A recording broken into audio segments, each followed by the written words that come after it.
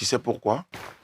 Une personne qui décide de suivre Dunia n'aura ni Allah ni Dunia. Assalamu alaikum wa rahmatullahi wa barakatuh. Votre frère Nino, ici présent encore, toujours les enfants d'Adam, pour un nouveau tournage, la partie 2, avec le grand Oustaz Diané, ici présent. On vous dit tous salam alaikum, avec mon frère Sidi, comme d'hab, l'acolyte. Donc, on vous invite à vous abonner sur nos réseaux. Donc, on a YouTube, les enfants d'Adam, tout simplement, ça va s'afficher normalement. On a nos différents comptes TikTok. On a le compte d'Oustaz Diané, le compte de Sidi, et le mien, moi-même, Nino. Et on a aussi la page TikTok des enfants d'Adam, et c'est le même nom. Il n'y a pas de différence. Donc, on se retrouve pour un nouvel épisode. Cet épisode, il est un peu spécial. Parce que d'habitude, on touche un peu des thèmes, la solitude, la musique, et ainsi de suite. Là, ça sera une interview personnalisée. On va apprendre à connaître un peu qui est Oustaz Diané. Sidi, est-ce que tu as un mot à dire? Voilà, la vidéo commence. N'oubliez surtout pas de vous abonner, c'est très important. D'être actif aussi, même sur le site des enfants d'Adam qui va s'afficher. Il y a les vidéos pour être au courant des actualités qui vont se mettre en place. Donc, s'il y aura même des projets ou des vidéos qui comptent sortir très prochainement, en tout cas, c'est à moi d'être à l'affût sur les nouvelles vidéos qui risquent d'arriver. Et sur ce, moi, je vous souhaite le bon visionnage, tout simplement. En vrai, pas grand-chose à dire. Alors, Oustaz Diané, Oui. présentation, ciao. Alhamdulillah. Alhamdulillah Rabbil Alamin wa salatu wa salam ala ashrafil mursalin Muhammad ibn Abdullah sallallahu alayhi wa sallam wa ala alihi wa ashabihi ajmaïn. Salam alaikum wa rahmatullahi wa barakatuh. D'abord, je remercie les enfants d'Adam. Chaque fois que je suis de passage ici à Paris, vous me faites l'honneur de me recevoir, parler de mon actualité. Et je vous dis merci. Et je demande à tous ceux qui nous suivent à travers le monde de s'abonner à leur chaîne YouTube et toutes les autres chaînes, Inch'Allah, pour avoir plus de vidéos, parce que je ne suis pas le seul dans le domaine de l'interreligieux. On aura beaucoup de surprises, Inch'Allah. Alhamdulillah, ouais, tu m'as appelé le Chao. Ouais, ça, c'est c'est mon petit Ismaël Aka qui m'a donné ce surnom. Vous savez, quand on était très jeune, on regardait les films chinois. Il y avait un vieux qui était quelque part, un vieux, voilà, il ne parle pas trop. On l'appelait le Chao Mao dans les films chinois quand on était petit. Donc, c'est ce surnom-là qu'il m'a donné. À l'état civil, je m'appelle Diané Lassana. Mais dans la famille, à la maison, tout le monde m'appelle Mori. Mori veut dire, on va dire, l'enseignant. Parce que quand, dans le malinké, on dit « Ameta Mori fait ». Ameta Mori fait. C'est-à-dire, on va chez le marabout, l'enseignant, voilà, le sachant, etc. Je porte le nom de mon grand-père. Et mon papa a voulu que je sois un imam, etc. Mais bon, Allah en a voulu autrement. J'ai un grand frère j'ai deux de mes grands frères qui sont imams. Mais moi, je ne suis pas imam, moi, je suis prédicateur. Donc, voici un peu pour pouvoir planter le décor. Et est-ce qu'il y a des choses dans ton parcours de vie qui, pour toi, a été un coup de boost pour être là, actuellement, prédicateur, qui t'a motivé à dire, en fait, prédicateur, c'est ce que je veux faire? Oui, moi je suis chauffeur professionnel de base. Je suis conducteur professionnel. Mon permis fait près de 28 ans aujourd'hui que j'ai mon permis de conduire. Et puis j'ai travaillé dans beaucoup d'entreprises. Et puis un matin de 99, je tombe sur une vidéo de Dr Abdelmajid dans l'émission Kratos. Le débat camouflé, ça passait sur les télévisions congolaises. Mais nous ne sommes pas abonné à la télévision congolaise. Donc, c'est un CD qu'un ami avait mis et il m'a appelé de venir regarder. Moi, étant chauffeur, ne sachant pas grand-chose, je suis allé regarder la vidéo. C'est là que, je ne sais pas comment ça s'est passé, mais c'est comme une adrénaline, quoi. J'ai vu l'éloquence du monsieur, j'ai vu sa manière de faire. J'ai dit non, moi, je vais devenir comme lui. Et voici d'où c'est parti.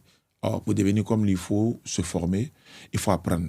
Je regarde dans mon entourage, il n'y a personne qui fait ce genre de choses, qui va me former. Donc, je me suis auto-formé à travers les vidéos du Dr Abdelmajid. Donc, je suis allé acheter les CD, tout ce que je trouvais, les CD que je pouvais trouver, voilà, qui parlaient des vidéos du docteur, j'achetais. Il y a des vidéos même, il y a des CD que j'ai achetés, mais il y avait sa pochette, de sa photo, mais c'était pas, le contenu n'était pas lui. Mais j'ai tout acheté, ce que j'ai pu trouver. J'ai regardé toutes ces vidéos. Je regarde, je rebisse encore. Et ça ne pouvait pas aller avec le boulot que je faisais, parce qu'il fallait conduire. Alhamdulillah, j'avais un programme de 2 jours. En fait, je travaillais à l'aéroport je conduisais le personnel. Je fais 2 jours de travail, 2 jours de repos, et ainsi de suite. Donc, les 2 jours de repos, là, c'était consacré à faire des recherches. Donc, j'ai acheté des bibles, ça et là, tout ce que je peux trouver. Et puis, je prenais notes. Et puis, à un moment donné, je suis allé acheter un petit ordinateur. Vous savez, l'ordinateur bombé à l'étang. Et puis, la nuit, quand tout le monde dormait, donc j'allumais l'écran et puis je me mettais comme ça à regarder tout ce que je peux trouver. Et puis, bon, ça me touchait les yeux. C'est pour ça que je porte les verres. Sinon, de base, je ne portais pas les verres, mais éteindre toute la lumière et puis être en contact avec un écran comme ça, je ne savais pas que ce n'était pas bon. Mais tout ce qu'elle a fait est bon. Et c'est là que je me suis auto-formé pendant 10 ans. 10 ans de formation. J'ai pris 10 ans pour me former, c'est-à-dire de 99 en 2012. Et on peut même dire au-delà de 10 ans. Mais après, je me suis dit, mais la formation, oui, comment je peux tester ce que j'ai appris? Voici comment je prenais mes documents. Quand je suis dans la rue, je vois un pasteur ou un chrétien en train d'évangéliser dans la rue. Bonjour, monsieur, je peux vous poser une question? Souvent, il me dit, non, non, non, tu ne peux pas. D'autres disent oui. Je dis, comme ça, je dis, vous pouvez me lire Jean 20, 17? Il n'y a pas de terme, il n'y a rien. Jean 17, 3, ce sont des versets de base. Mais après, je revenais. Il fallait tester un peu sa capacité. Ouais. Et puis, ben voilà quoi. Et à un moment donné, quand je me suis marié, le fait que je m'auto-formais, ma femme pensait que je n'étais pas normal en fait. Parce que je m'asseyais à la maison, moi seul. Et puis, j'ai la Bible devant moi, j'ouvre la Bible. Et puis, je me pose la question. Oui, monsieur, vous venez de dire que Jésus est Dieu, n'est-ce pas? Oui. Est-ce que, par exemple, Jésus, vous savez qu'il a une maman? Oui. Je suis seul. Hein? Et puis, je fais débat avec moi-même. Elle s'arrête dans le couloir, parce qu'elle venait juste de se marier là. Tu parles avec qui? Il dit, et puis je continue. Mais après, elle a compris que j'étais dans ma formation. Et puis, au fur et à mesure, je suis tombé sur Ahmed Didat, d'autres prédicateurs. Et voilà, c'est de là que tout est parti. Et je n'ai plus lâché prise, mais il fallait faire un choix. C'est-à-dire que moi, je conduisais, mais je voulais complètement me consacrer à la dawa. Et c'est une période difficile parce que tu vas te consacrer à la dawa, tu n'auras plus de salaire, tu n'auras plus tous ces privilèges que tu avais, et comment tu vas faire pour nourrir ta famille, payer la maison et tout. Donc ça me traversait l'esprit. Déjà, c'était une épreuve en fait. C'était un test d'Allah en fait. Donc il fallait voir quelle décision prendre. Et c'est là que je me suis approché de ma maman et je lui ai dit, mon père étant décédé depuis longtemps, j'ai dit, voici un dilemme dans lequel je suis, je dois faire un choix entre continuer mon métier de conducteur et puis me consacrer à la dawa. Alors, j'aime tellement ce domaine-là que je ne sais pas comment faire. Elle dit, le moment tant entendu est arrivé. Comment ça?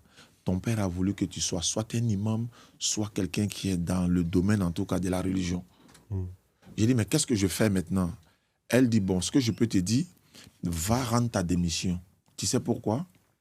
Une personne qui décide de suivre Dunya, tu n'auras ni Allah ni Dunya. Mais quand tu décides de suivre Allah, tu auras non seulement Allah, mais tu auras aussi Dunya. Et à ce moment-là, précis là, qu'est-ce que tu as ressenti? Mais d'abord, il y a la phrase qu'elle a dit, le moment tout tant entendu est arrivé, je lui ai demandé, elle dit non, c'est ce que ton papa voulait en fait. Donc, en d'autres termes, il est temps maintenant que tu t'engages. Et tu laisses Allah, tu ne vas pas avoir ce monde-là. Ça serait qu'éphémère. Tu n'auras pas Allah, ça dit que le paradis, tu n'auras pas. Mais laisse tout ça et suis la voie d'Allah et tu verras. Mais me voici à Paris. Ouais, c'est vrai. Pour la deuxième fois, d'ailleurs. Donc, j'ai fait le pèlerinage 2 fois. Je suis allé dans beaucoup de pays africains, mais je continue d'apprendre. Et le plus beau jour de ma vie, c'est que le jour où on a rencontré le docteur Abdul Majid au Mali. Et on avait été invité au Mali, coïncidence pour coïncidence, le docteur Abdul Majid était là.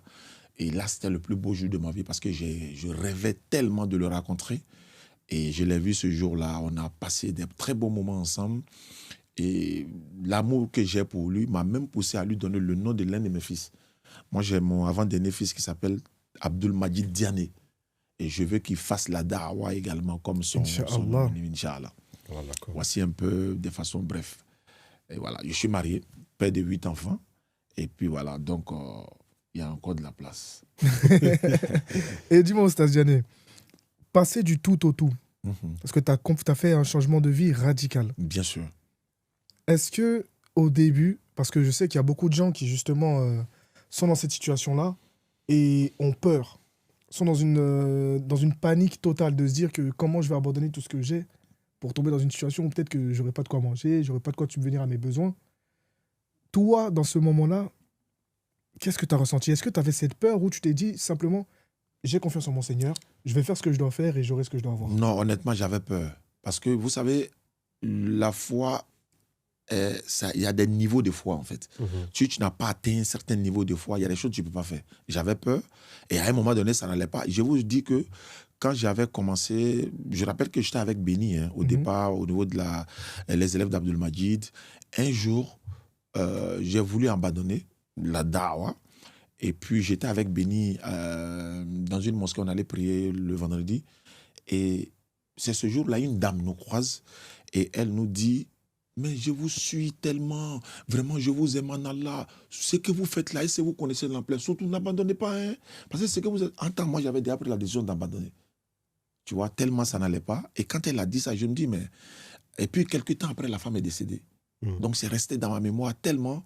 Je me suis dit, bon, quoi qu'il en soit, il va y avoir des moments difficiles, mais c'est pas possible que je fasse dans le domaine de la da'wa, c'est-à-dire le métier ou le travail des prophètes. Allah va certes t'éprouver. Et puis, en même temps, on lisait le Coran. Vous savez, quand tu lis le Coran, tu as l'impression que le Coran s'adresse à toi directement.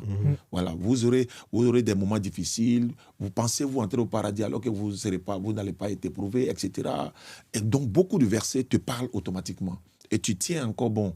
Et puis, Allah envoie des personnes qui peuvent t'aider. Moi, il y a la première fois dans le domaine de la loi, une personne m'a donné une somme, c'était 150 000 francs. 150 000 francs, ça fait près de 250 €. Mais je suis allé acheter des caméras, j'ai acheté beaucoup de trucs, le micro et tout ça. Donc, tout cet argent entrait dans ça.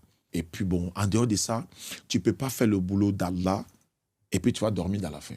C'est vrai, tu ne deviendras pas riche, mais tu ne peux jamais, au grand jamais, en tout cas, rester dans la faim, quoi.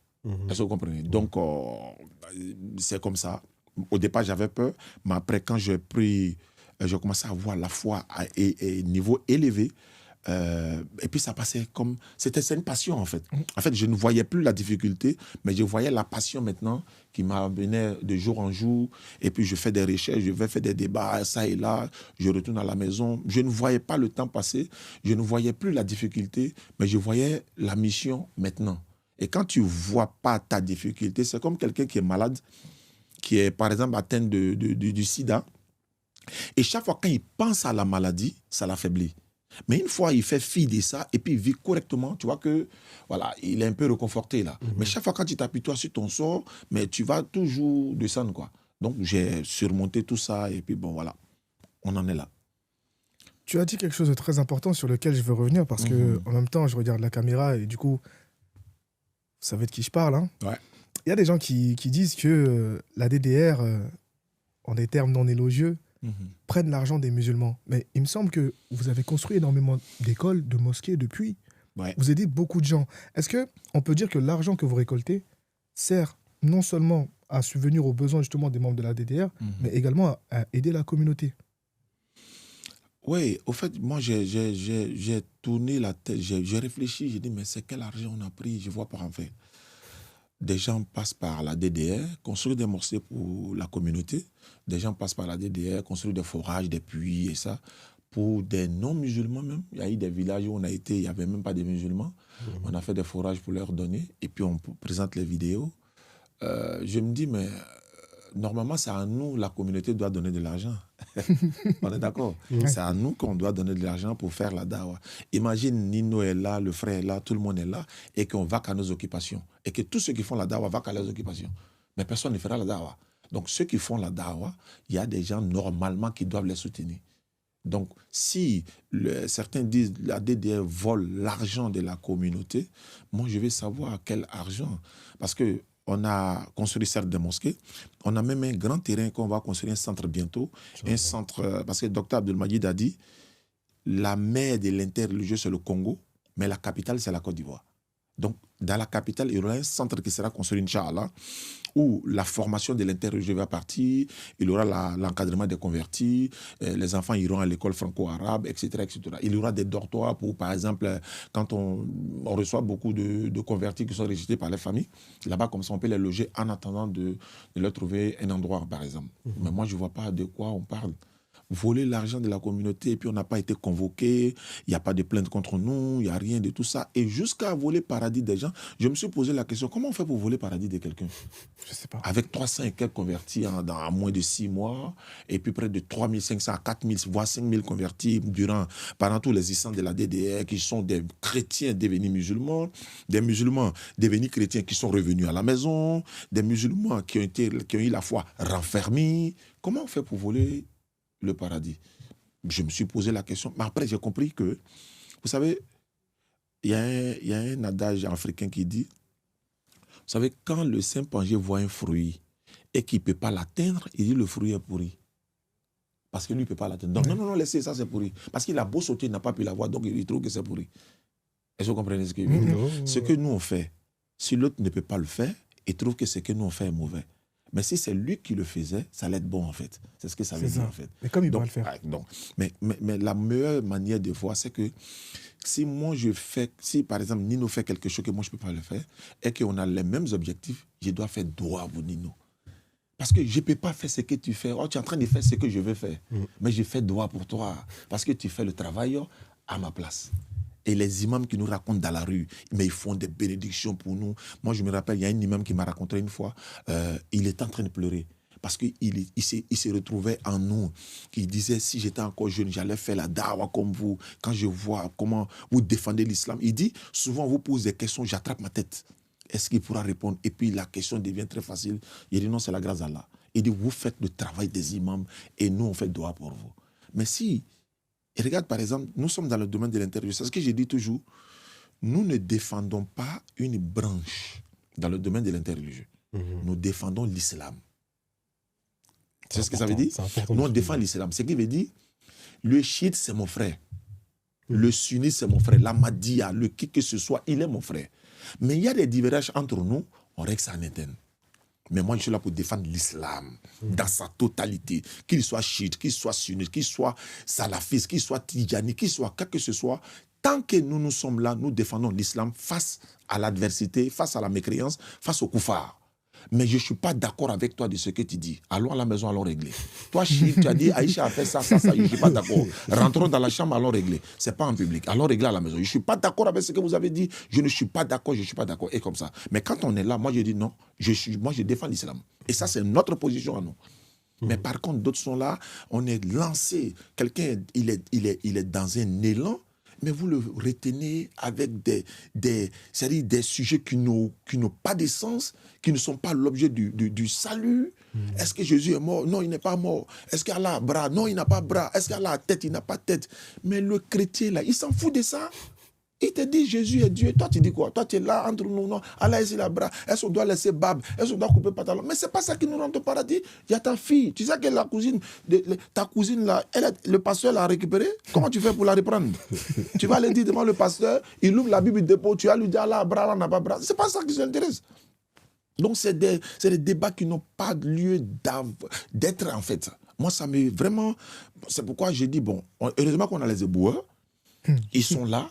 Ils donnent du répondant à ceux qui veulent vraiment qu'on leur réponde. Et voilà un peu quoi. Donc, c'est un peu ça. Nous, on remercie Ahmed Didat, même qu'on ne l'a pas vu. Zakir Naïk qui fait la fierté de la communauté musulmane aujourd'hui. Abdul Majid qui en a fait, qui continue de faire. Nous, on fait bénédiction pour eux parce qu'ils nous ont mis sur la voie. Et quand les musulmans, un musulman va aller trouver que son frère est égaré, comme si toi, tu as la clé du paradis avec toi. Nous, on est égarés, oui. Parce qu'on a fait une erreur. Attends, c'est comme Abdul Majid me disait, il dit, tu vois le shaitan, vous savez, tu vas désobéir à Allah pendant 100 ans. Le jour où tu te répands, Allah te pardonne.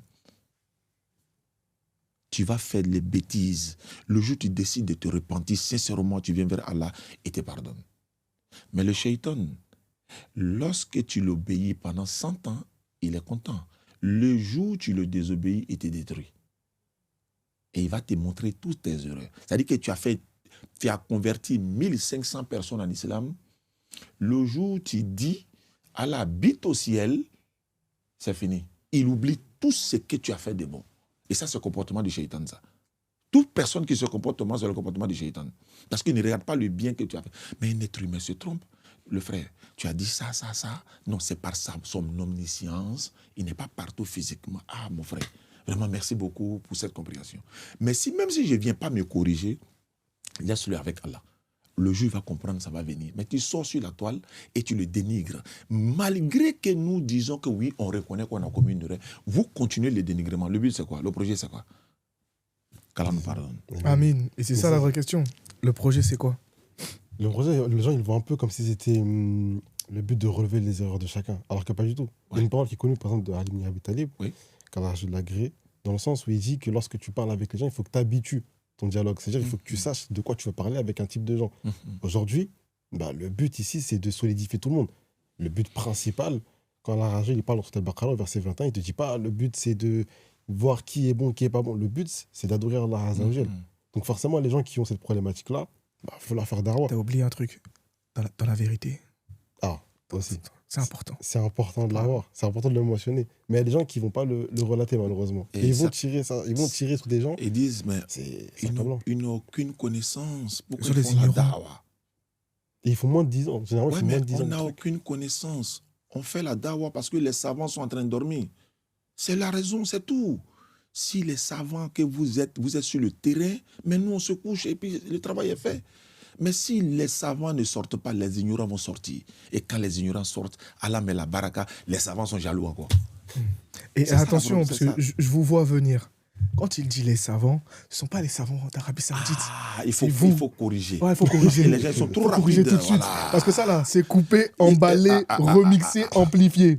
directement. Merci pour... Vraiment, tu le connais. Hein. Ah non, les gardiens du paradis, ils sont à cheval devant les grilles. Exactement. Ceux qui s'autoproclament savants et qui ne font que nous critiquer nuit et jour, c'est de cela que je parle.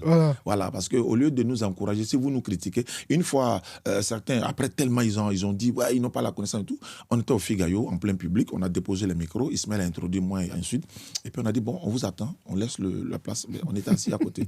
1 heure du temps, la caméra est là, personne n'est venu. Mais c'est ça, on est prêt à laisser faire. Où étiez-vous? Vous étiez où? On vous laisse faire. On n'a pas dit seulement en co-live et tout ça. Non, allez-y sur le terrain.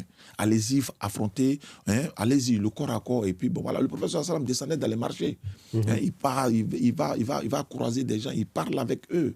Donc, voilà. On n'a pas la connaissance. On n'a jamais dit cela. C'est pourquoi il y a des questions qui nous sont posées. On les oriente automatiquement vers les imams. Ce n'est pas notre domaine. Tu me dis, moi, de venir faire tafsir du Coran, je ne peux pas. Tu me dis de venir enseigner les enfants à apprendre le Coran, je ne peux pas. Tu me dis, moi, je me rappelle à Abidjan, un imam, je ne cite pas son nom, il est allé voir d'autres responsables religieux en Côte d'Ivoire et il leur a dit sa fille est devenue chrétienne. Et l'un des responsables lui a donné automatiquement mon numéro. Mais c'est un imam qui lui a donné le numéro. Pourquoi? Mais l'imam dit non, va voir la DDS, c'est leur spécialité. Vous voyez, on est dans un domaine complémentaire. C'est aussi simple que ça. Tu viens me voir, il y a des personnes qui nous ont appelés. Oustaz, je dois me marier tel jour, c'est vous qui allez faire le walima. J'ai dit, je ne peux pas. Ce n'est pas notre domaine. Ma femme a accouché le baptême, je ne peux pas. On doit célébrer le mariage, je ne peux pas. On doit faire ceci, cela, non, on ne peut pas. Bon, Oustaz, on veut que vous veniez tenir une conférence dans nos quartiers parce qu'il y a beaucoup de non-musulmans. On veut que vous les atteigniez avec Alhamdulillah. Voilà notre cible. On ne mélange pas tout en islam. Tu vas dans la médecine, il y a les ophtalmologues, il y a les pédiatres, il y a les chirurgiens, etc. Mais tout ça, c'est pour le bonheur du patient. Donc, chacun est dans un domaine. Voilà. Et puis, il ne faut pas dénigrer l'autre parce que tu ne fais pas faire comme... Non. On encourage chacun et on se retrouve au jour du jugement, Inch'Allah. Je pense que c'est très clair. Bien sûr. Et encore une fois, on va répéter quelque chose que tu as dit qui est très important. C'est que aucun être humain n'est parfait. Ça veut dire que c'est grossier de devoir le dire. Et tout le monde commet des erreurs. Et quand ton frère commet une erreur, il me semble qu'il y a un hadith qui parle de ça, justement. Tu dois lui trouver des excuses. Exact. Si on rentre plus dans le texte, Romain, il t'a dit, normalement, si tu trouves ne serait-ce qu'une interprétation favorable, tu dois lui donner. Automatiquement. Vous l'avez fait quand? À part si on n'est pas vos frères. Là, la question. Ah ouais. Parce qu'en vrai, on parle du frère dans le Bien hadith. sûr. Est-ce que vous considérez les autres musulmans comme étant vos frères? Je pense que Ouais, l'interrogation, elle est posée. Je pense pas que vous allez y répondre. Mais c'est Ah pas ouais. grave. Mais il y a c'est un truc, il y a c'est un un truc autre qu'il a dit truc. qui m'a vraiment marqué, le truc, c'est quoi? C'est en fait, le détail, c'est lorsqu'il va montrer qu'en fait, par exemple, le chirurgien, il va pas devenir l'ophtalmologue pendant 5 minutes, tu vois. Et en fait, ça montre quoi? Ça montre que chacun a sa place là où il veut. Et surtout, quand il veut sa place, il va la chercher. C'est ça. C'est-à-dire que si tu veux te spécialiser dans un truc, tu vas Va pas le faire en apprendre. 10 minutes. Tu vas apprendre et tu vas le 10 prendre. ans de formation. 10 ans, Ouais. 10 ans, il y a des 10 gens qu'en 10 ans, ils n'osent même pas encore parler parce que pour eux, ils sont pas assez aptes. En 10 ans, il y en a qui pensent être aptes et tant mieux. Il y en a en 5 minutes live, c'est terminé, ils sont prêts à juger pour tout le monde. Et T'as ça, dit- c'est un truc, j'arriverai toujours pas à comprendre. Et encore, t'es bon, t'as dit 5 minutes. Hein. Il y en a, ça fait pas longtemps, ils sont là sur TikTok, mais. C'est bon, j'arrête. Bien, J'arrête. c'est bon, c'est J'arrête bien. parce que là, je vais aller trop Ouais, loin. Donc, effectivement. j'arrête. C'est pas grave, j'arrête. Mais J'avais- en fait, le truc, c'est que, Mhm. bon, à la limite, la réfutation, c'est pas un problème. Mhm. Le fait de dire que ton frère a commis une erreur, tu as vu l'erreur et tout, tu veux lui en parler, c'est pas un problème. C'est pas un problème. Encore Au une contraire. fois, et c'est quelque chose qu'on répète dans tous nos lives et dans tout, c'est la façon de faire. La façon.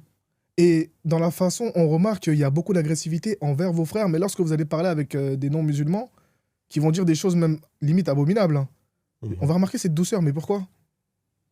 Comment ton frère, tu n'es pas doux avec lui, mais celui qui n'est pas musulman, lui, t'es une crème. Ouais. Ton frère, normalement, tu es censé justement l'élever. Si ton frère tombe, tu dois le relever. Tu dois lui faire comprendre qu'il a fait une erreur ici ou là, tranquillement. Et après, si ton frère t'écoute, alhamdoulilah. S'il ne t'écoute pas, c'est un autre problème. Et même dans ça, il y a une façon de gérer. Mhm. Mais aujourd'hui, on se voit, tout le monde est mis en gardiste. Vraiment. Tout le monde voit les erreurs de tout le monde. Mais quand eux font des erreurs, ah non, subhanallah, je me suis repenti, je Ouais. suis revenu sur ma parole. T'as pas le droit d'en parler. Ah ouais? Tous ceux qui sont revenus sur leur parole, là, bizarrement, je vous entends ressortir leurs Exactement. erreurs. Pourquoi faire? Exactement. Mais en plus, si on regarde bien, hein, si on regarde bien un truc, là, désolé, je vais essayer de me retenir, mais il y a quoi, il y a 2 ans, je crois, juste 2 ans, on va pas remonter encore plus ancien, il y a 2 ans à peu près, ça allumait tout ce qui est parlait de l'interreligieux. C'est haram pur. Ouais. C'est- C'était ça, pas une bida. Ce qu'il faut faire, C'était une bida, non? c'est plus grave, c'est du coup pour Exactement. certains, bref, c'est super grave. Aujourd'hui, c'est des grands spécialistes. Je les appelle les mouftis de l'interreligieux. Aujourd'hui, c'est des spécialistes. En fait, à chaque fois, c'est ça. Quand tu vas faire quelque chose de nouveau, comme tu as pris l'exemple avec le nadage avec le singe, ils vont prendre la nouveauté automatiquement comme un truc à rejeter parce qu'eux, ils ne sont pas encore spécialisés dedans. Exactement. C'est ça. Mais dès qu'ils voient que c'est un truc qui a de l'ampleur et qui peut faire du bruit, qu'en plus, ils peuvent s'y mettre dedans, ils vont commencer à vouloir jeter tout ce qui était déjà dedans pour eux se mettre en avant. Et ça, c'est un problème. Et ce qu'ils oublient, c'est que nous sommes dans l'interreligieux. Vous savez, les questions qui viennent dans l'interreligieux, souvent, la réponse est donnée en fonction de la compréhension de l'adversaire, de celui qui pose la question. Mhm. Mais si mon frère qui est à côté ne comprend pas ça, il dira par exemple, un chrétien va me dire, est-ce que Dieu là, il a main? Il dit non. Mais lui, il a humanisé le Dieu depuis des bases. Parce qu'ils pensent que c'est Il Jésus. pense que Dieu est un être humain à part entière. Quand il voit une main, Et il quand voit je d'autres lui mains à dis nous. non, mon frère qui est de l'autre côté dit, mais Oussaz a rejeté une partie de la sunna. Parce qu'on dit, Allah a dit, le professeur Hassan va dire, entre les mains de qui repose mon âme. Je n'ai pas rejeté. Lui qui est là, lui, il pense que Allah est un être humain comme Jésus est là. C'est en fonction de lui que je réponds, en fait. C'est vrai, on n'a pas le temps de détailler tout ça pour le faire comprendre. Le gars, il vient et me demande, ah, mais Oussaz, il paraît qu'il y a un pont au-dessus d'un feuille. Mais la sunna a dit non, mais il y a un pont au-dessus pour le sirat. Lui, là, c'est pas ce qu'il cherche à pas ça comprendre. qu'il pense. Mais il paraît que votre prophète a couché avec une fille de 6 ans. Tu vois, sa question, c'est vulgaire. C'est en fonction de lui, en fait. Mais après, quand tu lui expliques, tu expliques. Mais il vient dans un contexte de dénigrement. Donc, je lui dis non. Ou bien, tout le monde passera par l'enfer. Il dit non. Mais l'homme comme ça, tu vas lui expliquer que non. Tu sais, quand il a dit tout le monde passe par l'enfer, le pont Sirat, voilà ce que ça représente. Il commence à aller, il s'éclate. Voilà. Donc, l'enseignement est donné en fonction de la compréhension de celui qui est en face de nous. Tu vas avoir un très bon enseignement dans ce contexte-là. Tu vas voir un imam, même devant tout le monde, l'imam t'explique tout en clair. Mais nous, on est au four, on est au charbon. Tu veux comprendre, on t'explique le contexte, il n'y a pas de problème. Si tu ne veux pas comprendre, tu descends dans la boue, mais on réplique automatiquement. Quelqu'un me demande, mais il est écrit dans le Coran que tous les musulmans vont en enfer. Il dit, oui, mais c'est aussi écrit dans ta Bible. C'est comme si j'admets, oui, mais toi aussi, chez toi, il y en a. Si c'est tu pas dis le but. non, le feu qui est chez toi n'est pas le feu que moi, je veux comprendre là. Mais j'ai dit automatiquement, ce que toi, tu comprends, ce n'est pas la même chose. Donc, on est dans le domaine de l'interreligieux. La réponse qui est donnée à un kémite n'est pas la même réponse qui est donnée à un chrétien quand il pose la question. Et puis surtout, un athée. Si un athée te pose la question, tu as beau prendre le Coran, les hadiths pour le faire comprendre, il ne pourra pas. Va logique contre logique. Mais dans ta démonstration de lui montrer la logique ici, celui qui t'écoute va penser que tu es en train de régir beaucoup de choses dans la sunna. Non, ce n'est pas ça. C'est parce que c'est celui qui est en face de toi. C'est comme ça qu'il faut le répondre, en fait, pour l'amener à comprendre. Voilà. Et en plus, il y a un truc aussi qui est important de mentionner, c'est que dans les jours d'aujourd'hui, la priorité actuelle, c'est pas de rentrer dans des sectes de groupe, Ouais. de se diviser. La Ouais. priorité actuelle, Oui. c'est de se rentrer dans la chose capitale. Il y a des gens aujourd'hui qui vont se spécialiser dans des sujets qui ne sont pas dans les priorités. Quand tu as dit, il y a des gens dans leur propre famille, ils ne croient même pas encore en Dieu. Bien sûr. Il y a des gens ici, c'est des reconvertis, ils ne savent pas où dormir le lendemain. Il y a des gens, c'est des musulmans, ils ne savent pas manger où manger le lendemain. Il y a plein de problématiques. Il y a des gens aussi, ils ne croient pas. Et c'est un problème à la maison pour ceux qui veulent croire. Il y a plein de grands problèmes. Mais ils vont prioriser des choses, c'est secondaire. Il y a des gens, je sais pas, tu vas chercher des erreurs, l'autre, il ne sait pas où dormir. Tu vas pas lui dire, ouais, tu fais une erreur, essaie de trouver une solution. Il y a des gens ici, il y a des gens, c'est des musulmans, ils ne savent même pas, vraiment dans sa totalité, ils ne savent même pas comment on prie. Ils savent juste dire, il faut dire Allahu Akbar, c'est tout. Et là, ils s'arrêtent à ça. Petite dédicace toujours, comme à chaque vidéo. C'est comme le cher, il disait hier. Hein, suivez mon regard. Il y a des gens, ils ne savent même pas qui est Allah. Ils ne connaissent pas Allah. Ouais. Ça, c'est un truc que je répète tout le temps. Ils Et, connaissent les gens, pas ils savent Allah. pas- et quand tu leur poses la question, et au final, eux-mêmes, ils se disent, mais attends, je suis musulman, je comprends pas, pourquoi je sais pas. Ils Qu'est-ce- savent parce qu'ils savent ce qu'ils connaissent, ils se minimisent, en fait. C'est Je sais pas ça. comment expliquer. Et tu le vois dans quoi? Lorsque une épreuve te touche, tu tombes dans le désespoir. Et c'est C'est ça. exactement ce que le cher il disait hier, encore une fois, double dédicace, cher. Tranquille. Mais c'est ça le truc. Donc Mais tu vois, il y a malheureusement, beaucoup de choses à c'est un savoir. problème. Ouais. Et je pense que c'est comme tu as dit tout à l'heure au Stasiané, l'interreligieux, c'est un domaine. C'est quelque chose. Et si on veut comprendre ce qu'on fait, nous, dans l'interreligieux, il faut voir tout ce qu'il y a autour, tout ce Oui. que ça englobe. Et malheureusement, les détracteurs, eux, ne prennent pas la totalité de l'interreligieux pour comprendre notre façon de parler ou nos agissements. Eux, ils sont fermés dans quelque chose, ils ont un public qui est enfermé, donc ils pensent qu'on doit tous avancer de cette façon-là ou Exactement. parler de cette façon-là, sauf que ça ne marche pas avec tout le monde. Et ils le voient quand eux-mêmes ils sortent. Lorsque eux-mêmes ils sortent et qu'on veut les mettre devant pour leur dire, vas-y, dis ton discours à cette personne et vois si ça marche. Ils voient directement qu'il y a un manque de compréhension qui est évident. Donc, il faut que les gens comprennent aussi que la communication, c'est un art. Savoir parler aux gens, c'est un art. Savoir à qui tu parles, comment lui parler, de quoi tu vas lui parler, comment tu vas l'amener sur ta route, c'est un art. Si tu ne sais pas le faire, tu peux avoir tout le savoir du monde, toute la science du monde, tu seras juste un âne qui porte des livres. C'est tout. C'est tout. C'est la pédagogie. C'est tout. Tu n'as aucune pédagogie, tu n'as aucune méthodologie, tu ne pourras pas avancer. Surtout dans l'interreligieux. Et on ne parle pas vraiment... Dans l'islam, c'est encore autre chose. Quand on rentre dans l'islam, on a notre méthodologie qui est claire. Mais ça, c'est une fois que la personne elle est rentrée, que tu lui apprends la chose. Quelqu'un qui est dehors, comme tu as dit, en athée, tu vas lui parler du Coran, il va dire, mais moi, ton Coran, j'y crois pas. Exactement. Tu veux me prouver ton Coran par ton Coran, mais ça m'intéresse pas, moi, j'y crois pas. Comment ton Coran est vrai? Et c'est là qu'on voit justement dans les débats interreligieux des frères qui sortent des arguments de logique et qui arrivent à convaincre des gens qui ne croient pas et qui vont finir par croire. Effectivement. Et tout ça, c'est la grâce d'Allah. C'est Allah qui donne cette intelligence aux gens, cette éloquence. Et ça, c'est important. C'est important à le comprendre. Donc, les frères, s'il vous plaît, soufflez, Ouais. tranquille, prenez le temps de venir demander aux gens Venez, ce on qu'ils ont va voulu dire. travailler. Voilà, venez Voilà. travailler avec nous, tranquille. Je sais que ça va être compliqué, qu'on aura beau le répéter, vous n'allez... Ça va... Vous avez des cailloux dans vos oreilles, mais c'est pas grave. On va essayer d'aller doucement, ensemble, petit à petit. Et voilà, aidez-nous plutôt que de nous mettre des bâtons dans les Bien roues. sûr. On fait tout ce qu'on fait, c'est pour Allah. C'est pas pour nous-mêmes. Nous, on n'est rien.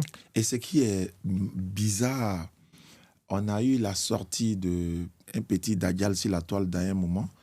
On les a pas entendus parler. Ceux qui nous disent que vous êtes égarés là, on n'a entendu parler personne. Aller peut-être face à le petit pour lui dire non, mais voilà, c'est ce qu'il a. Mais le petit rejette, la sunna, le prophète, il dégage tout. Mais il est là, non? Mais allez-y, on ne vous a pas entendu. Parce que vous voyez, mais il fallait qu'un chrétien converti, Ismaël Aka, mais quoi? Et puis c'est fini. Le débat est clos. Le gars, il a pris la faute. Il a la poudre d'escampette, comme le dit Abdelmajid. Mais c'est fini. Et quand il dit à un chrétien, c'est mon frère. Non, mais ce ne sont pas tes frères. Chrétien n'est pas mon frère. Mais Ismaël Aka, il est musulman. Hein. Son papa est pasteur. Et il est toujours pasteur. Donc, ce n'est pas son papa. Parce que c'est un chrétien. Non, il n'est pas mon frère dans la foi. Il n'y a pas de débat. Il n'est pas mon frère dans la foi. Il est mon frère adamique, il est mon frère africain, il est mon frère ivoirien, il est mon frère dans l'humanité. Est-ce que tu peux voir un chrétien mourir de faim parce qu'il n'est pas ton frère? Non. Tu vas lui donner à manger. Et d'ailleurs, l'action que tu poses peut l'amener en islam. Le prophète a amené à l'islam. Beaucoup de personnes sont converties en islam de par son comportement, sa générosité, l'approche qu'il avait auprès des gens et tout, de par son comportement, sans même autant parler.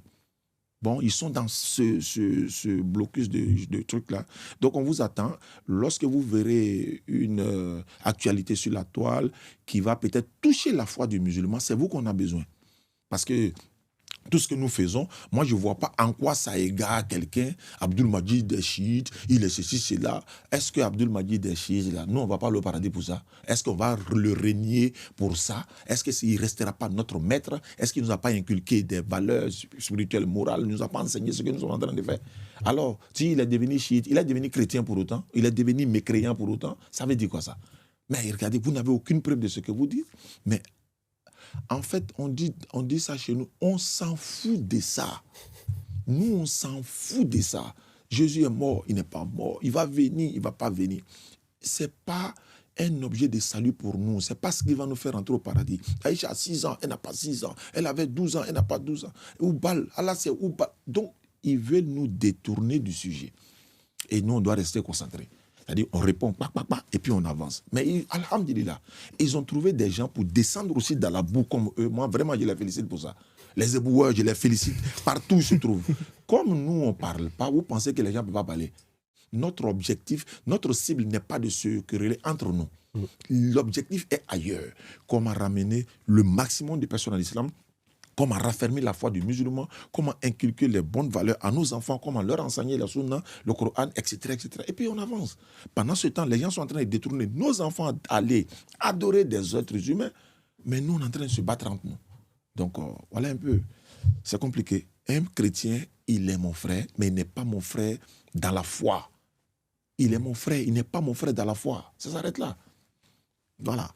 Mais bon, on vous attend, on les attend sur le terrain. C'est des petits détails en soi. C'est des petits détails qui vont pas changer la situation. En soi, ça ne va pas l'améliorer. Ils vont se focaliser sur des petits détails et c'est malheureux. Alors qu'il y a des grands détails qui sont plus importants. Il y en a qui... C'est encore quelque chose qu'on répète, mais il y a des gens, ils sont dans des situations qui sont compliquées. Il n'y a pas de solution. Il n'y a que des réponses, mais il n'y a pas de solution. Ouais. Et parfois, c'est même mieux, tu ne réponds pas si tu n'as pas de solution. Il y a des gens, comme j'ai dit, demain, leur loyer va sauter. Tu ne vas pas leur dire, ton loyer va sauter, ok, je ne peux pas te donner de solution. Par contre, tout ce qui est riba, tu mets de côté, sinon c'est haram, tu vas mener la guerre. Alors, tu fais que des rappels. C'est pas faux, hein, mais tu vas que lui faire des rappels où au final, c'est je dors comme ça, j'attends que la police elle me toque à la porte comme ça et je jette dehors dans la rue comme ça. C'est tout. Ouais. Non, c'est mieux, tu parles pas, tu laisses si tu n'as pas de solution. Tu vas que l'enfoncer dans sa problématique. Il y a des gens ici, ne serait-ce que prier, s'allonger au sol comme ça, se prosterner, c'est un coup, tes parents ils te jettent dehors. Ah ouais, c'est clair. Toi, tu lui dis actuellement, tu t'arrêtes à lui dire, ça c'est frère, ça c'est pas beau-frère, ça c'est ci, ça c'est pas ci, mais t'es tombé quand t'es né, toi, c'est pas possible. Tu vois, il y a des petits détails, ça, tu comprends pas.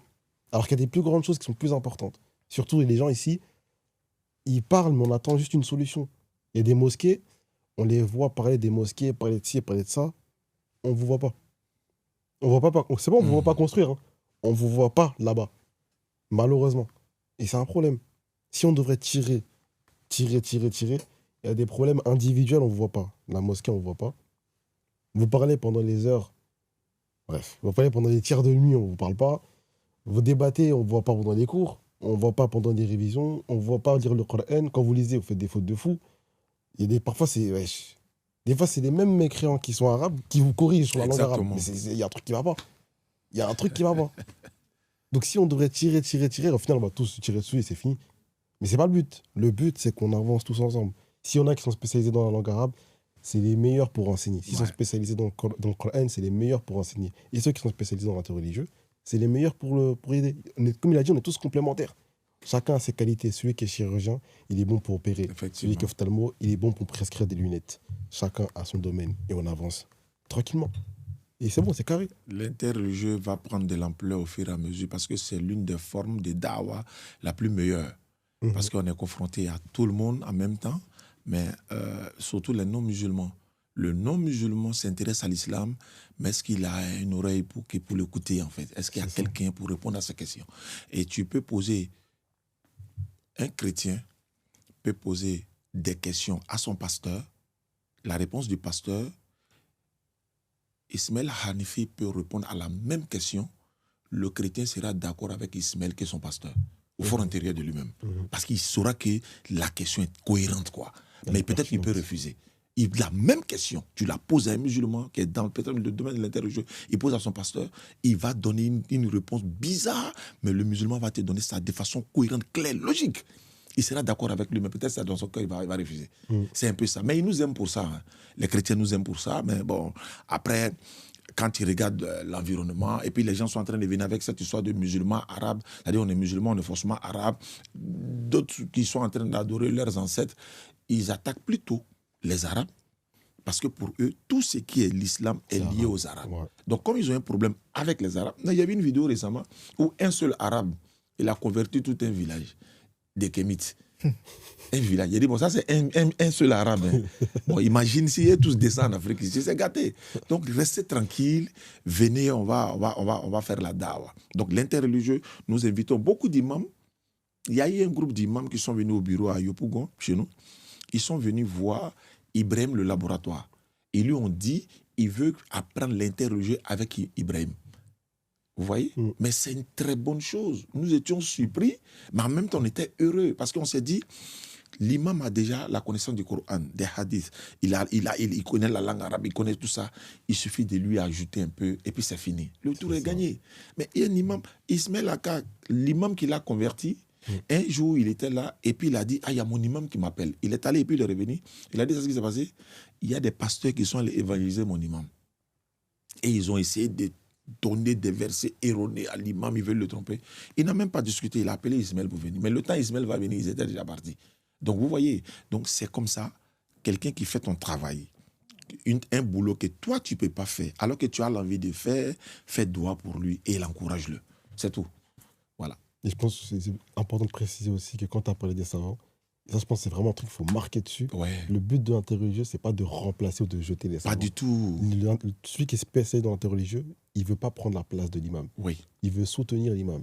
C'est vraiment un truc important de le mentionner. Oui, effectivement. Il y a des imams qui ne sont pas qualifiés sur certains points. Oui. Ils vont voir d'autres imams. Ceux qui travaillent dans l'interreligieux, ils ne sont pas qualifiés sur les places de l'imam. Il va appeler l'imam. Oui. Et inversement. On s'entraide. C'est comme une famille, tout simplement. Non, il y a des versets du Coran, on ne comprend pas. On va automatiquement vers l'imam. Il faut nous décortiquer ça. Il nous explique tout avec son contexte, tout, et on retourne sur le terrain avec. C'est comme ça. Et ils sont heureux même de nous enseigner cela. Et dès que vous avez un souci d'incompréhension, venez. On est là 24 heures sur 24, on va vous enseigner parce que vous faites le travail de la communauté. C'est ce qu'ils disent toujours. Ce n'est pas pour nous. Vous faites le travail de la communauté. Et ils sont heureux de voir des jeunes aujourd'hui, même des sœurs et tout ça, qui se lancent un peu dans le domaine de la dawa. Il faut des gens pour faire la dawa, la transmission du message, parce qu'on est dans un combat de communication. Voilà, et la toile est vraiment inondée aujourd'hui. Il y a de tout, il y a un peu de tout. Donc quand tu vas, tu écoutes, tu n'as pas l'esprit du discernement. Et surtout, tu peux donner un enseignement à quelqu'un tout à l'heure. Il quitte là, il va dans un panel chrétien. Tout ce qu'on lui a dit là, tout va quitter dans sa tête parce qu'on le mélangeait automatiquement. Et c'est ce qu'ils ont fait avec la fille qui s'est convertie. Voilà, ils sont allés monter sur sa page, essayer de la mélanger. Ils lui ont posé des questions sorties de son contexte. Elle aussi, elle a donné un verset de la Bible où on dit quand tu avais une fille, tu dois obligatoirement la marier, mais c'était la panique. Tu vois, donc elle était un peu préparée, quoi. Donc on encourage tous ceux vraiment qui font la dawa de continuer leur forme de dawa, d'encourager également ceux qui font l'interreligieux. Tout ça, c'est des bonnes guerres. Le but principal pour nous tous, c'est d'amener le maximum de personnes en islam. Et le but n'est pas de s'entre-déchirer entre nous. Si Ismaël a commis une erreur ou Sadiana a commis des erreurs, c'est normal, c'est un être humain. Et il faut des erreurs pour qu'on te corrige. Alors, si on ne te corrige pas, si tes erreurs, mais tu vas introduire ces erreurs-là ailleurs. Donc, mais pour corriger, on ne vient pas sur la toile pour dire il est égaré, il a fait ceci. Là. Non. Frère, prochainement, voilà ce qu'il faut dire, voilà ce qu'il faut dire, voilà ce qu'il faut. Toi, tu as joué ta part. Qu'ils le disent ou pas, toi, tu as joué ton rôle. Maintenant, si tu veux le corriger d'une autre manière, tu fais une vidéo, tu ne le cites pas. Tu dis, bon, si personne, désormais, si vous attendez quelqu'un dit, par exemple, tant ça, voilà ce que les savants ont dit, voilà ce que les savants ont dit, voilà ce que les savants ont dit. Tu déposes la vidéo. Celui-là, il va se retrouver automatiquement. Mais tu viens dire automatiquement, la DDR vole l'argent des gens et le paradis des gens. Apporte la preuve, frère, on va se repentir. On va peut-être les rembourser. Ou bien ils vont nous convoquer, on va leur répondre de nos actes. Voilà. Qu'Allah il facilite. Amin. Mais en tout cas, c'est vraiment le message central aussi de la vidéo. C'est vrai, c'est très important. Vous avez beaucoup appuyé dessus. C'est cet aspect de collaboration. C'est qu'on est tous ensemble, on est dans le même bateau et on va tous dans la même direction. Donc le but, c'est de vraiment s'entraider, se corriger mutuellement de la meilleure des façons. Et il n'y aura rien de mieux et le résultat ne sera que meilleur. Proposons des concepts, proposons des choses à faire, proposons des idées, des moyens d'aider la communauté et allons devant, faisons les choses. Et encore une fois, si on le fait mal, vous savez, la place est libre, il y a de l'espace. Allez devant, montrez-nous comment faire. Parce que tu ne peux pas pointer du doigt quelque chose en restant dans l'ombre. Ouais, Ça ne marche pas. c'est vrai. Si quelqu'un fait quelque chose de mal, va devant, montre-nous comment faire. Comme ça, nous, on fera mieux aussi. Oui, derrière. c'est comme ça, on va C'est s'améliorer. Et puis, on a beau ne pas essayer de regarder cet aspect-là de la chose, on est obligé à un moment de devoir s'asseoir et en parler. Parce que, bon, comme tu l'as dit, Oustaz, vous ne répondez pas. Vous avez laissé énormément passer de choses pendant plusieurs années et ça pèse sur beaucoup de cœurs. Et on voit aujourd'hui avec TikTok l'avènement justement de plusieurs lives qui peuvent durer des semaines sur ce genre de sujet où des gens s'entre-déchirent, des gens s'attaquent et ainsi de suite. Ils commencent à comprendre qu'ils ont du répondant en face. Mais le but, c'est pas ça. Le but, c'est pas de s'entre-déchirer. Le but, c'est de vous faire comprendre que il se peut que vous disiez vrai. Il n'y a pas de souci. Mais comment vous le dites ? Il me semble que demain, si un de vos parents fait une erreur, vous n'allez pas venir en insultant. Vous allez venir lui parler, lui expliquer l'erreur. Exactement. Bah, c'est la même chose avec tout le monde. Tous les musulmans sont frères. Il me semble que c'est la parole du messager d'Allah sallallahu alayhi wa sallam. Tous les musulmans sont frères. Donc, et il me semble qu'aussi le messager a dit que n'a pas la foi celui qui ne veut pas pour son frère ce qu'il veut pour lui-même. Exactement. Donc de la même façon que vous voulez qu'on vous traite, traitez les gens de cette façon-là. C'est de la réciprocité, c'est normal. Même dans la dureté, il y a une façon de l'être. On ne te dit pas d'écraser ton frère, on te dit de lui parler avec sagesse. Tu peux être dur tout en parlant avec sagesse. Juste être ferme dans ta parole. C'est deux choses différentes. Donc, soyons humbles. Revoyons nos priorités. Revoyons surtout pourquoi nous faisons ça. Si on le fait pour Allah, il faut être capable de reconnaître que certains font le travail. Ils bossent, ils font des efforts. Vous entendez Oustaz Diané vous dire qu'il a fait 10 à 12 ans de formation. Tous ceux qui se lèvent sur la toile, vous avez combien d'années de formation ? Ah ouais. Encore une fois, c'est une simple question. Amin. Donc, s'il vous plaît, tranquille, apaisons les choses, revenons à quelque chose d'islamique, de simple. Chacun son domaine. Vous êtes des enseignants, enseignez. On a les débatteurs interreligieux, ils doivent débattre. C'est comme ça. C'est comme ça. Et dans tous les cas, vous ne l'arrêterez pas. Aujourd'hui, n'importe qui débat. Ah ouais, Tout le monde mais débat, ça monte partout. c'est ça, parce Et que il faut répondre. tout le monde n'est pas fait pour faire des débats également. Si vous ne savez pas débattre, ne débattez pas. Parce qu'Allah a dit dans le Coran, demandez aux gens du livre si vous ne savez pas ou encore. Voilà. Donc, si vous ne savez pas, vous ne pouvez pas débattre parce que le débat est un art, c'est une spécialité. C'est un domaine bien précis. Donc, nous avons un domaine. Par exemple, on va t'appeler pour un débat sur un sujet. Même si on dit le tawhid, par exemple, toi, tu vas peut-être te baser sur le Coran, c'est vrai. Mais celui qui est en face de toi n'est pas musulman. Il va sortir du sujet, il va t'amener sur un terrain que tu ne maîtrises pas. Donc, le débat n'est pas fait pour tout le monde. Si tu ne sais pas débat, ne débattez pas. Il y a des spécialistes du domaine, en fait. Voilà, on fait recours aux spécialistes dans le domaine. Chacun son domaine, tranquillement, et on avance tous ensemble. Oustaz Diané. Non. Ah, j'aime trop commencer comme ça. En disant Oustaz Diané. Ouais. Alors, dis-nous, là, tu as tourné en France actuellement. Elle se passe comment ? Parce que là, tu es en train de faire le tour de la France. J'ai dit demander aux gens du livre, c'est plutôt aux érudits du livre. Ah. Voilà, parce qu'ils sont... Ils vont te sortir la Surah 1094, ils vont te dire oui, mais aux ici, érudits du livre, si vous ne coupez savez pas la vidéo. Il a Attendez corrigé. qu'il finisse. Il a corrigé. Voilà. Attendez. Ah, et vous arrêtez pas, il a corrigé. Voilà, si vous voulez débattre, vous ne pouvez pas débattre, ne débattez pas. Parce qu'Allah, dans le Coran, demande donc aux érudits du livre, du savoir. C'est-à-dire, demande à ceux qui sont les spécialistes dans le domaine. Donc, si le débat n'est pas ton domaine, ne fais pas. Appelle Nino, appelle Ismaël, appelle tous les autres frères qui sont spécialistes dans le domaine. Voilà un peu, Inch'Allah. Donc, Oustaz, Non. là, tu fais la tournée en France. Ouais. D'ailleurs, tu devais débattre. On a essayé de trouver le Jésus. Ah oui, apparemment, il y a un Jésus qui est revenu en 2026, là. Ah ouais. Il est en Belgique. On n'a pas réussi à l'avoir. Mais en ce moment, tu es en train de faire la tournée en Effectivement. France. Comment Ouais. est-ce que ça se passe? Est-ce que tu rencontres des difficultés ou- Non, tout se passe très bien. On a été en Belgique, ça s'est très bien passé. On a également été à Lyon. Et puis, non, on devait aller à Lyon, mais ça a été annulé. Mais comme on sera à Strasbourg, Inch'Allah. Mais c'est dans deux contextes, en fait. Parce que j'ai mon ONG Oustaz Diané, qui est chargé des œuvres caritatives, humanitaires et tout ça. On fait des puits, les forages, rénovation des mosquées, construction et tout. Donc, il y a les personnes que je vais rencontrer, m'enquérir de leur expérience et puis voir un peu comment collaborer ou des partenariats. Voilà, dans ce domaine-là. Mais en même temps, par ricochet, faire la dawa. C'est vrai qu'ici, ce n'est pas facile, mais bon, il y a les petits débats qui s'organisent ça et là, et puis on profite de les faire. Mais s'il n'y en a pas, voilà, on ne peut pas forcer. Et par contre, certains, ils attendent que Oustaz Diané arrive à Paris pour pouvoir demander des débats. Il dit, mais vous ne savez pas que Nino est ici, vous ne savez pas qu'il y a le collectif Anifikia qui sont là, il y a le 11e qui est là, tous les autres frères. Pourquoi c'est moi vous attendez pour que vous puissiez faire des débats? Donc, il y a quelque chose d'autre que vous recherchez. Donc, si vous voulez débattre, il y a Patriote qui est là, les autres frères sont là. Vous les appelez et puis, bon, vous organisez le débat sans problème. Voilà un peu, Inch'Allah. Ils m'ont contacté plusieurs fois, ils ont fait des panels. Ouais, Oustaz Diané est en train de fuir, il est à Paris, il veut fuir le débat et tout. Moi, je ne suis pas venu, je n'ai pas de programme avec quelqu'un pour les débats. Mais je pourrais quand même débattre avec des personnes qui sont sincères. Parce que l'autre, par exemple, récemment, on a débattu avec lui. Comment comprendre qu'on est en train de faire un débat? Tous les caméras sont positionnées, nos lives sont là, et lui, il a 2 téléphones qui sont en live. On dit chacun a 15 minutes de temps de parole. Il finit ces 15 minutes pendant que je suis en train de répliquer, maintenant réfuter, et mute tous les micros. C'est pas sérieux. Et tu as fait ça, on a eu toutes les preuves, on a vu que bon, tu n'es pas sincère. Moi, je viens à Paris, tu viens encore, non, je vais débattre avec lui. J'ai dit, mais non, écoutez, soyons sérieux. Hein, tu n'as pas la crainte de Dieu, donc c'est pas la peine. Il fallait laisser tes internautes vont écouter mon développement, comme j'ai fait pour toi, si tu ne caches rien, bien sûr. Mais à partir du moment où tu es une personne comme ça, moi, je te dépose, quoi. Donc, C'est clair. voilà un peu, Inch'Allah. On va chacun dire un petit mot pour la fin. Ouais. C'était une très belle émission, une très belle session, avec beaucoup de messages qui sont passés. J'espère que vous allez comprendre l'essence du message et pas regarder à la surface. Exactement. Parce qu'en général, on dit quand on montre la lune, les gens regardent souvent le doigt. Regardez pas le doigt, s'il vous plaît. Regardez vraiment ce qui est visé dans le message qui a été donné aujourd'hui. Et oui, je lance beaucoup de piques. Ouais. Aujourd'hui, je pique. Mais c'est pour la bonne cause. Exactement. Donc, Sidi, je te laisse un petit mot d'abord pour la fin.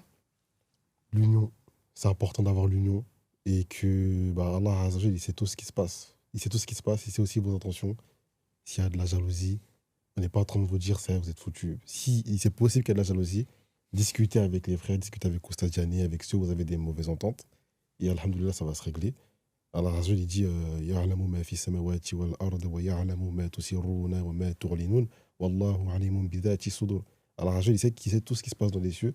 Et Allah Azza wa Jal également, il sait ce qui est dans vos poitrines, il sait ce que vous montrez, il sait ce que vous ne montrez pas. Et il sait ce qu'il y a dans vos cœurs. Donc l'attention, il sait. S'il y a de la jalousie ou pas, Allah, il le sait. Donc au lieu de vouloir créer cet embrouille-là, réglez-la entre vous, parlez, discutez. Et ça, c'est réglé. Le but, c'est qu'on avance ensemble, dans le même train, tout simplement. C'est ça. Oustaz Diané, Naam. un dernier mot. Alhamdulillah, merci beaucoup au fils d'Adam. Je vous dis merci vraiment pour cette opportunité que vous nous offrez à essayer de répondre aux différentes questions et puis aussi se préparer pour l'avenir parce que dans la da'wa, il n'y a pas de retraite. Et jusqu'à ce qu'Allah te rappelle à lui ou encore la santé fait défaut, c'est un domaine, on est dans un domaine complémentaire. Donc Abdul Majid le disait, il dit la connaissance dans ce domaine ne se développe que par amour pour la chose. Quand tu es un passionné de l'interreligieux, quand tu aimes au fond de ton cœur l'interreligieux, ta connaissance va te développer. Le prophète sallam a dit, si vous connaissez ne serait-ce qu'un seul fait, transmettez-le et Allah augmentera votre connaissance. Nous, on n'a jamais dit que nous étions des savants, on n'a jamais dit qu'on a la connaissance. On a appris sur le tas, ça et là. On essaie d'aider notre religion. on essaye de passer, n'est-ce pas, le message de notre religion, il va y avoir des erreurs. Et il faut des erreurs pour qu'on se corrige. Et si vous voyez nos erreurs, n'hésitez pas à nous écrire en inbox. Frère, désormais, dis ça. Vraiment, qu'Allah te préserve. Merci pour ce que vous faites. Vraiment, vous faites un grand travail. Mais désormais, il faut dire ça. Vous savez, tu m'as corrigé, mais avec la manière. Tu vois, ça c'est. Et ces genres de correction-là, on l'accepte volontiers. Mais vous êtes des égarés. Voilà, c'est la bida, ceci, c'est là. Bon, qu'Allah nous préserve. En tout cas, merci à vous. Merci à Ismaël, Hanifi et Abdallah et tous les autres frères. Qu'ils sachent qu'ils m'ont inspiré également. Dans les débuts, quand je regardais, j'ai suivi beaucoup de leurs vidéos. Je continue à en suivre. Ben, je ne vois plus de vidéos. J'espère que j'en verrai d'autres. Parce que moi, c'est à travers les vidéos que je m'inspire beaucoup. Quand j'écoute deux fois quelque chose, ça me reste dans la mémoire. Donc, qu'Allah il facilite. Et mon livre sort bientôt. Inch'Allah, il sera disponible ici en France. Inch'Allah.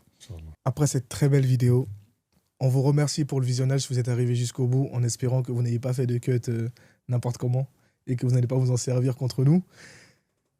Qu'Allah vous récompense pour ce visionnage. On récompense surtout aussi les intervenants d'avoir pris la peine de parler, pris le risque de parler, parce qu'aujourd'hui, tout ce qu'on dit est scruté, remixé, amplifié et détourné. On espère que le message est clairement passé, que vous comprenez,